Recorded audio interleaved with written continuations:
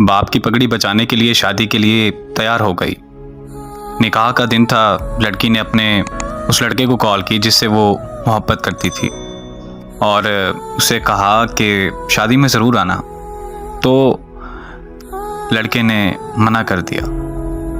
लड़की के बहुत ज़्यादा इसरार करने पर वो लड़का मान गया।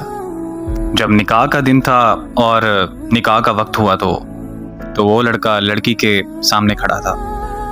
वो लड़का उस लड़की की दी हुई अंगूठी पहन कर आया था जो कभी उस लड़की ने उस लड़के को दी थी। मौलवी साहब ने पहला कबूल है कहने को कहा।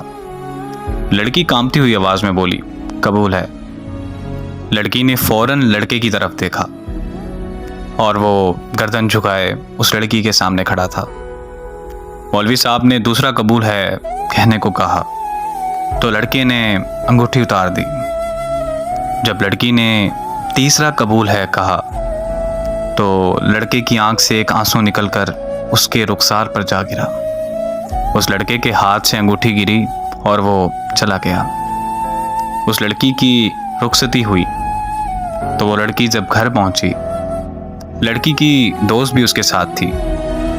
लड़की अभी जाकर ही बैठी थी। इतने में उसकी दोस्त को एक कॉल आई और कॉल सुनते ही लड़की की दोस्त के हाथ से मोबाइल गिर गया।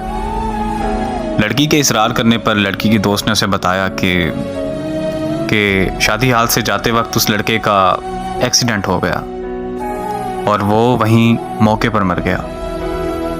ये अल्फाज सुनने ही थे कि लड़की के पांव तले ज़मीन निकल गई, मानो जैसे लड़की पर आसमान आ गिरा हो। वो लड़की अपने होश गंवा बैठी थी। अचानक लड़की को फूट फूट कर रोते हुए याद आया कि उस लड़के ने उस लड़की से कहा था कि अगर तो मैं तुम्हारे निकाह पर आया तो मैं मर जाऊंगा, और लड़की के इसरार करने पर ही वो आया था। लड़की और फूट फूट कर रोने लगी कि मेरे कहने पर वो आया था। आज के बाद इस बोझ के साथ जिंदगी गुजारनी पड़ेगी कि वो लड़का मेरी वजह से मरा, और इस अजियत में जीना है कि वो मेरी वजह से मरा।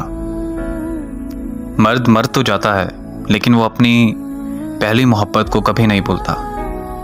मानो कि उसकी पहली मोहब्बत ही उसके लिए पूरा कुल जहान होती है, और मर्द जिससे सच्ची मोहब्बत करता है तो उसका कब्र तक साथ निभाता है।